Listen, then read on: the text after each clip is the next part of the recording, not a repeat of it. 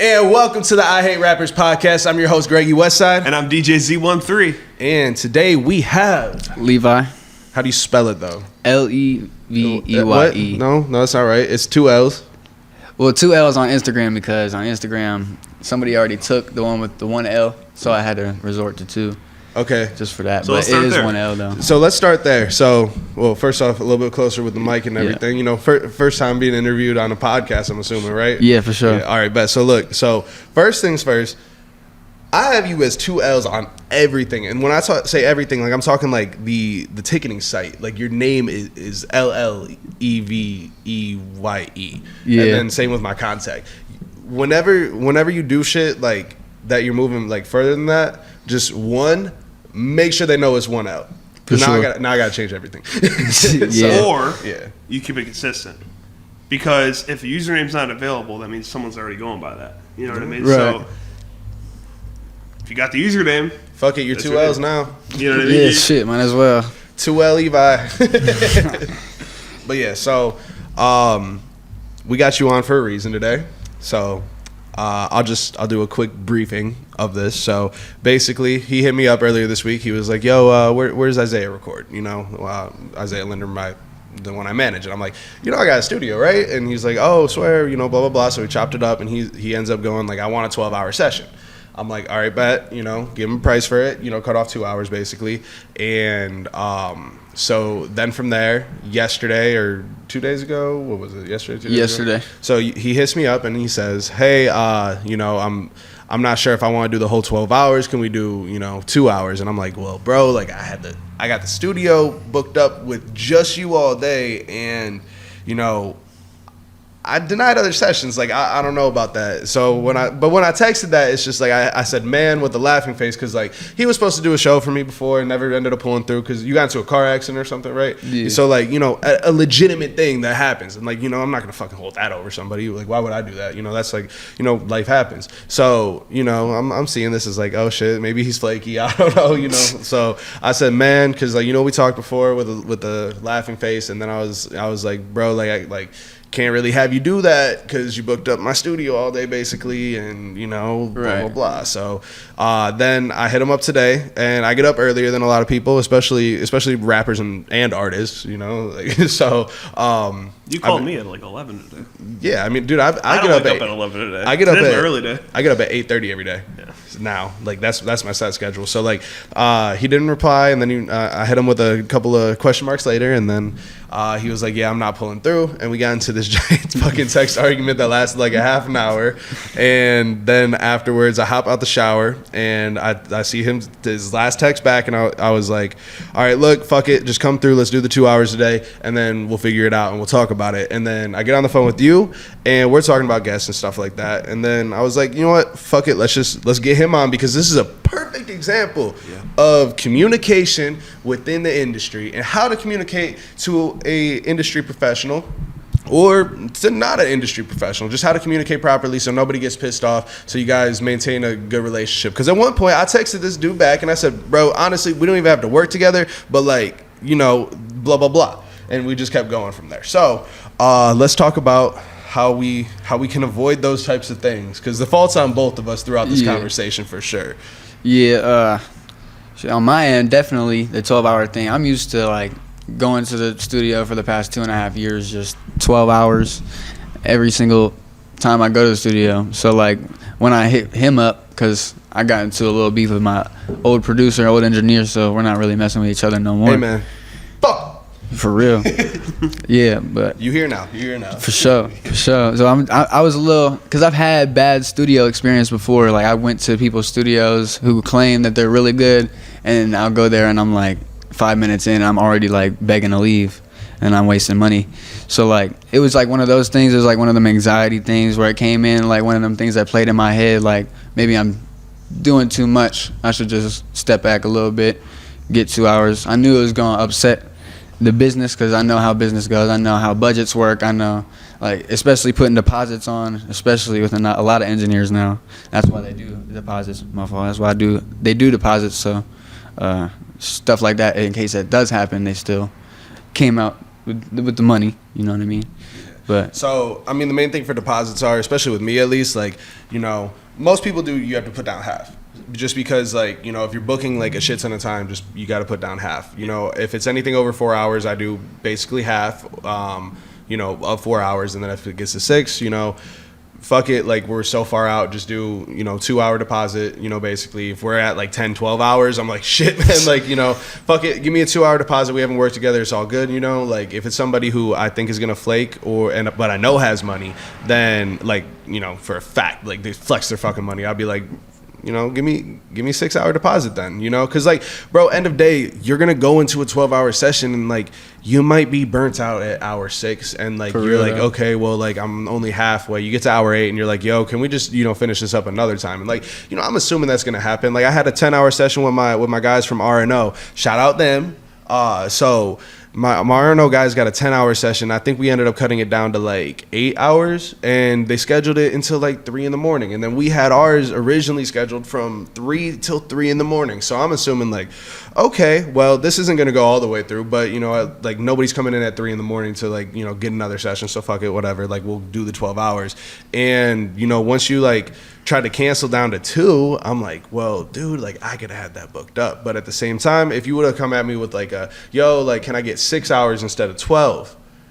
Now that's a whole nother story, you know, because we could have gone 3 to 9. You another big factor that played in that was I had 3 people that owed me money on Friday, which was just yesterday, and none of them came through with any of that, and it was over what I expected to have. So like that played another part into that as well. But all right, boom.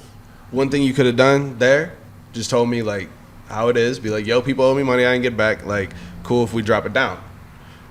I just feel like the way that, you know, you said I'm trying to drop this to 2 hours and the reasoning, it just didn't feel like legitimate enough. It feels like, you know, maybe you're just like, you know, you're either broke or you just don't want to do it, you know, and that's like that the feeling off. No, of that. that's not you being not broke. What it is. Yeah, I know that. No, now. Like, don't get me wrong, I'm not just- saying that.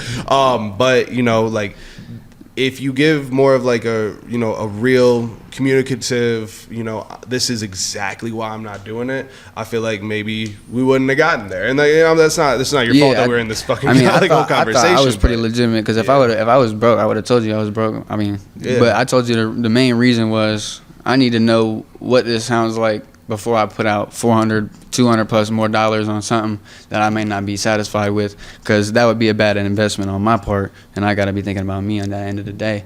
So yeah, that's I mean, it comes both ends, but like at the end of the day, we got to be thinking about each other. You know what I mean? Exactly. And so I see where you coming from for sure, but I gotta see where I'm coming from and know how to move with that. Like you said in the one podcast you was talking about, you said being professional. Sometimes if something becomes too much, sometimes you got to take a step back. So that 12 hours is a little too much. Maybe it was a bad mistake on my part to come forward and just say, oh, I want 12 hours. Right. And then say 2, because it sounds dumb now that I look at it, but like, yeah, no, and like I was pushing it, I was rushing it, you know, yeah, and I shouldn't have rushed it like that. So like for me, back when I was still making music and shit, like I would just push, and I mean I'm still on a push grind no matter what, but you know, some people aren't ready for that type of shit. So it's like, you know, when I was like pushing, you know, with my bros and stuff, you know, I'm like, let's do it. Like the time I opened for Ski Mask, that was a buy-on slot. So, you know, I'm not gonna fucking hold back about that shit. You know, it was $600, 10-minute set, whatever. You know, like you got to do it sometimes just to get on. You know, it's an opportunity. I'm not finna waste it. So with that, I feel like I should have played that different and, you know, taken that step back. You know, from there, just because, like you're saying right now, that's a big chunk of money. I ended up paying, I think, 300 of it, and then my homie paid to just come with us and just be on stage for it. He paid 100, and then Flo paid 100, and Walter paid 100 for that. But it was just like, bro, like, you know, realistically, I could have probably just done that myself, or I could have, you know, pulled back and realized that, you know, maybe I could work this deal better, maybe I could try and communicate. But also, you know, I was young, immature, and I didn't have all my skills that I have today. I have a bachelor's in communication now, so I'm, you know, I'm very well versed now. Right, it's definitely a learning experience. Mistakes you definitely learn from them, for sure. It is, and I feel like with anything in the industry, you have to communicate. So for example, I do some club promotions where I book tables and I have people coming in for 4-hour slots. It's a little bit different, but kind of the same idea that Greg's saying. I've had people hit me up day of and cancel. And who do you think that goes on? That goes on me. Mm-hmm. I'm ultimately going to look bad because same with you. If you don't got a studio booked for the whole day, it looks bad in the books. It looks bad on the socials. I mean, thank God it's me reviewing me. You know what I'm saying? Yeah. But if I'm a studio manager and I'm supposed to have it booked out, like my studio managers are gonna get fucking yelled at because I'm like, why'd you book out 12 hours for a dude that you don't fucking know? Yeah. You know, like I was willing to take the risk and everything. You know, and plus, like, and I'm glad that I told you a lot earlier than what I did because I see that somebody got some time and you guys look like you guys got your podcast together and everything. Yeah. Well, so the podcasting we got the new little stew. This is fire. Shout out the studio. This is definitely fire. So like that lights wasn't gonna affect it. Yeah. Oh yeah. Brand new lighting system and everything. So.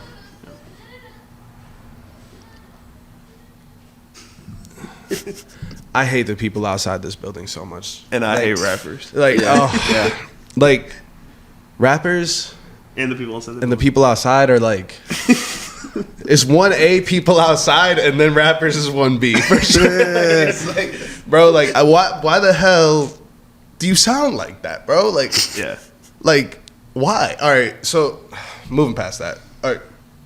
Okay, you go with something. Yeah, I got a question. So, distribution of your music. When you put your music out, where do you put it out to? I put it out through DistroKid. Right now, but is that it? Yeah, it's on Apple Music, Spotify, YouTube. Okay. Do you do your own YouTube as well? Yeah, I have my own YouTube channel, but my music videos have been posted to like 2 separate accounts. Okay. One with Zenon and the other one with DJ Donald. DJ Donald, shout out to Vernacular Vision. Going crazy right now. Okay. Do you do any media push at all? Like through Instagram, I do some social media promotions. They've been running kind of slow lately. My account's kind of all messed up right now. I don't know if I got hacked or somebody got a hold of my username, but somebody bought fake followers from my account. So I've had that happen for a song before on SoundCloud. I've had that happen too. My first song I ever put on SoundCloud got like 25K views, and I'm like, yeah, there's no way this is real at all. Yeah, this dude DM'd me and he was like, yo, I'm gonna boost your shit just to show you that I'm legit, and then gave me like 300 views in the middle of the night. Yeah. And I'm just like, bro, like I haven't even hit 1,000 on a song yet. What the fuck are you doing? Yeah, like that was fishy. Ruins the algorithm for real. When you put out your music, I've seen so many rappers. And I'm not going to call him out by name, but I am going to call him out by name real quick. Colin Kennedy, when he finishes... CK! When he finishes a song, he puts it out. Now, he's doing it for fun. He's not doing it for a career. Well, when he puts out a song, he just, like, clicks submit, and that's it. He doesn't do anything else with it. I mean, he'll post on Instagram. He'll post on stuff like that. He'll send it in our group chats when it comes out. But there's so much more. Once you push that post button, between the time you push that post button and the time the song comes out, there's so much more you got to be doing. It's got to be... you got to do a preview post on Instagram. It's got to be DM to every single DJ you know. Because pre-save campaign? Yeah, yep. And every single DJ you know that you're sending it to, like, say 1/3 of them, 1/4 of them end up playing it. Like, they're going to play it at a club in front of 200 people. They're going to play it on the radio. Like, those are the people that you're... Old school marketing, you got to push it out to. DJs, you got to promote it to... Even the news, like local news, you might not think of it, but they pick up a story. They 100% pick up a story of, oh, local rapper films a music video at his old high school, or a local rapper. I've seen so many news stories, and it doesn't cost you anything. You just gotta send it to them, and they might pick it up. They might not pick it up. But between the time when you hit submit on DistroKid and the time when the song comes out, there's so much you could be doing, and I see so many people doing it wrong.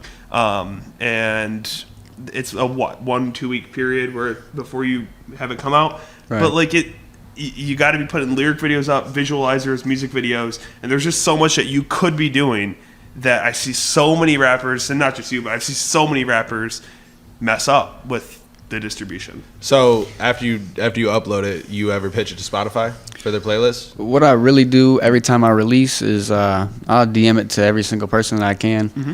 I'll go on Snapchat, send it to everybody that I can, post it on TikTok. You got to do everything. But do you pitch it to Spotify though? Like, have you ever pitched it for their editorial playlist? Nobody's ever gotten me hip to that for real. Do you have a Spotify for artists? Yeah, I got. Do you have Spotify Apple for Music artists. for artists? Yeah. Okay. All right. So, what you do is how long do you upload before release date? Yeah, how long do you hit About- submit before it comes out? I give it about a 2-week period. Okay. Okay. So 4-week period is best. At least 2 weeks. 2 weeks is good. 4 weeks best. I've seen people Yeah. do like 2 days, and I'm like, bro, what are you doing? Yeah, it's so stupid doing fucking 2 days. Colin. Less than a week is dumb, Colin. I'm just kidding. I love you, Colin. But yeah, so once you do that, if you give it 4 weeks, you give it 2 weeks sometimes, you have to do it on the desktop, or the laptop or whatever, just on Google Chrome or whatever browser you use. And, you go in to your Spotify for artists, and it allows you to pitch it to the editorial playlist. So pitching it to editorial playlists, you're probably not going to get picked. And that's fine. It's just an opportunity to do that. But the thing is, the more that they see your name, the more that somebody that is in a position of power to help artists sees your name pop up, the more of a chance that they're going to help you statistically. And just also, as a fact, you need to see an artist's name 7 times before you actually get hip to them, basically. Like, it takes 7 times. Like, that's an actual fact, like a psychology fact. So if you submit 7 straight songs as the same person, then boom, they're gonna be like, I've seen this dude so many times. I gotta check this out finally. Yeah. And they give it more of a listen. But again, you got about 30 seconds, so you want that intro as short as possible. You want a description that's good, and then Spotify or somebody did an interview for Spotify curators that do the editorial playlist, and these curators, one flat out said, oh, and this dude put the @ in there, I love it, so I can just go check out their socials. So every single time that you pitch to an editorial playlist, have your Instagram and Twitter and TikTok put in there. If you don't use Twitter, that's fine, because a lot of artists don't nowadays. But you got to make sure your Instagram's in there and your TikTok, because that is the place you showcase your work the most. And they love seeing that, apparently. Yeah, and on top of that, you also have to have a consistent username across all platforms. It is so much easier when you're on stage at the end of a show with a mic, or when you're pitching to an editorial, to say, yo, follow me on socials at 808 mixtape, 808 MIXTAPE. And I say it like that because I spell it out. You got a unique name. It's going to be different. People aren't going to know how to spell it. And if they go to type it in their phone, they spell it wrong and they can't find it. And by the time they do that, you're off the stage. They're going to forget about you. Right. You got to make it stick. So, like, for example, we have one of our accounts on 808s and Mixtapes. It's our TikTok account. It's 808 Mixtapes. So what we do is we say, follow us on all socials at 808 Mixtape, and on TikTok at 808 Mixtapes. But you see how that just doubled my pitch? Like, if you can get it down to 1, that's perfect. So that's why I was saying about your name. It sucks that someone's taken it. Someone's got my username that I want right now on Instagram. You either got to offer them money, you either got to offer them a trade, or you just gotta suck it up and go by a different name. And that's how I got Westside Productions. I bought it from it wasn't an OnlyFans girl, but it was a girl that was like selling OnlyFans content on Instagram, not through OnlyFans, not through any other link, just on Instagram. And aside from that, you got to make sure to have a consistent bio and profile picture throughout all of them. My Greggy Westside account right now, all of them is a picture of me from my birthday with the picture of the blue background wall that we have at the studio. For the Westside Productions, all the Westside Productions are the black background, white logo. And then all of our other accounts that we have are the same logo, just with different colors behind them. Like Cincy is red background, white logo, because, Bearcats, go Bearcats, woo. You know what I'm saying? Like the Akron one, it's the Zips color. Any college that, if it's a college town, or if it's like a town that has consistent colors, like if we were in Pittsburgh, it'd be yellow and black, all the way, and it'd be a yellow background, black logo. So the more that you can have consistency for people to see you, find you, and want to actually click, because you're not having a bunch of random names and you're having something consistent, the better it's going to help your career. Right. For sure. Definitely going from L1, V1N. That was my first name. Yeah, that one kind of sucks. Yeah, that was bad. That was bad. Yeah, that was bad. I went for like a unique, because it was like living, but 1v1 in the middle, because I'm just battling myself type shit throughout life. So like, then I just made this one Leveye because it says my name, but I got I at the end because like I feel like I'm spiritual. Like I got. Yeah. I mean, honestly, I didn't know how to pronounce the fuck out of your name. Like, I really didn't understand it. I was like, Leveye? Both of the names you just said are cool because they have backstories. If you want to stick out, your name has to have a backstory. So how you just said it is a great pitch for your name. When I say my name, I say, hey, what's up? I'm DJ Z13 because I'm Zach from the 313. So that's how I got it. Put it together. So, but the same thing, like I had so many bad name ideas before I picked that name. And I don't know if you did or not, but my first possible rap name, and this was back in high school, just because I didn't like have the Greggy name as a nickname. Like Greg, it was just Greg back then. Was Fuckboy, because I got called a fuckboy when I like had just had my first kiss. So you know what I'm saying? Like, so you know, I was like, maybe I'll use that as a rap name, but never did. Yeah. But that was like the only possibility for me. Was pretty much the only realistic one was Greggy Westside. So I got lucky. But I know a lot of people who have changed their names. Like Forever Johnson, his first name was Nappy Naps. Because he had nappy hair. That's like that was his whole backstory to it. You know, yours you have more of a backstory. My backstory of Greggy Westside is literally so the Greggy part comes because I threw discus in track and somebody said you're Greggy Discus and then just kept naming me Greggy and Greggy this, Greggy that, and I'm just like, okay, that's cool. And then Westside because one, I live on the west side of Cleveland, or you know, like the actual like west side. I went to school in the suburbs, but you know, like my family grew up on the west side and shit. And then the second reason is because I watched the fuck out of How I Met Your Mother, and they nicknamed Ted Teddy Westside, so it went fucking perfect for me. Yeah. No, and that's the best part when someone else gives you that name or a nickname or something like that. Like, it's great marketing. I know one of my good friends gave me this name that I'm using now, but before that I was using my full government name. Like, and I mean, I still do on some things. But and your full government isn't like, it's not the most simple. It's not complex, but it's not the most simple either. No, it's not. And so that's why my username, for example, is my full government, and then you can put a nickname on Instagram, and that's my DJ name. So either way, when you look me up, if you look me up professionally or as an artist, it comes up for both of them. Yeah, so. Especially with you starting out having that name, you know, it's going to be like way easier to find you that way. Yeah. And just because people know you as Zachary Sinutko, you know, I'm your host at this on 808 and mixtapes, you know, and then when you're out doing your clubbing and shit, like you're DJ Z13, like that's, you know, that's like how people view Zach, you know, so. No. And speaking of names, I'm going to put it into existence right here, right now, and you can clip this down when he becomes famous. I have a prediction that one day Zay is going to change his name, and he's going to drop the last part of it, and it's just going to be Zay, kind of like a Corday type thing, where he had a longer name, and he dropped it down. I don't know why. I've been saying it for a while. I could totally see Zay shortening it one day. Just a Zay?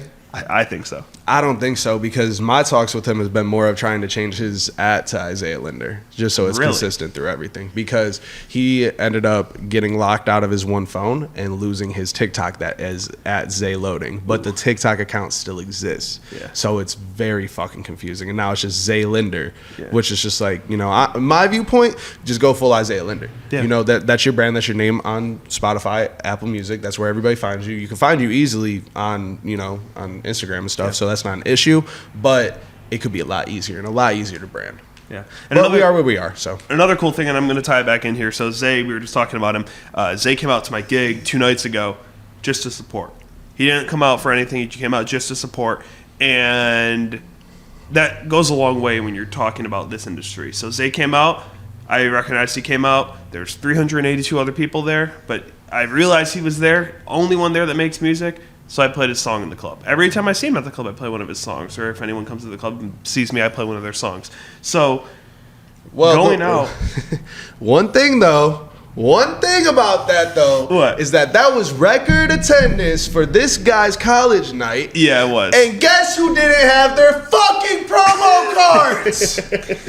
Zay didn't bring his promo cards, and we had record attendance. And his song was played. His song was played. But the thing he does really well is he makes sure everybody fucking knows that, but he didn't have his damn promo cards. Yeah. We'll change that. I'm playing ATC on Friday, and I'm sure he'll be there, so. I sure hope so. But yeah. Anything else before we wrap it up? Well, you know, I was going to tie it back in. So I was going to say, even when you're not performing, it sounds so stupid, but if you go to shows, go to Westside shows, buy a ticket, and market yourself, because all those artists that are performing are in the crowd. They all are going to need features. Odds are one of them might blow up. You could be like, hey, I knew that person. Or they could even take you up there with them. So going to shows, marketing, even when you're not performing, going to clubs, stuff like that, seems trivial, it seems stupid. It's going to pay off in the long run. Yeah, and then on top of that, the more you bring people out to our shows, the more of a chance that you could just hit me up and, like, let's say you just want to save that $15. Hey, yo, it's cool if I slide to the show tonight? I want to kick it with y'all.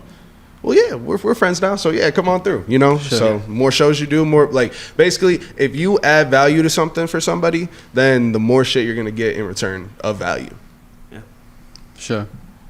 So yeah, and none of this is to rip on you or rip on rappers, but what it is to give people kind of a list of things that they could work on. And then when I see you again in like 6-8 months or a year, and those things have changed and your socials have doubled and your songs have streamed, like it's kind of like it's a cool thing. It's a moment in time where, and it's a good thing. It's a good thing for a lot of rappers. Like, unless you're not vulnerable enough or can't be coachable enough to take advice or criticism, like how to level up. That's how you level up. You got to be able to take that and process that and to move on to the next level. Yeah, but then, he said it really good. The two guests that we had today both took it really good. I'm sure we're gonna have one time that's like, shut the fuck up. Yeah, no, I cannot wait to clip that. But and I was also telling Greg today, I can't wait till the day when someone comes on here and goes, well, actually, I like rappers, and I was gonna be like, we got but boom. But yeah, so the last thing before we end it, so you know, when we talked it out, you know, or we'll texted it out, when we you know, communicated properly and, you know, did our thing and came to the, you know, realization that it's just fucking stupid and pointless to argue about it. Let's just work together and, you know, get this session going and stuff.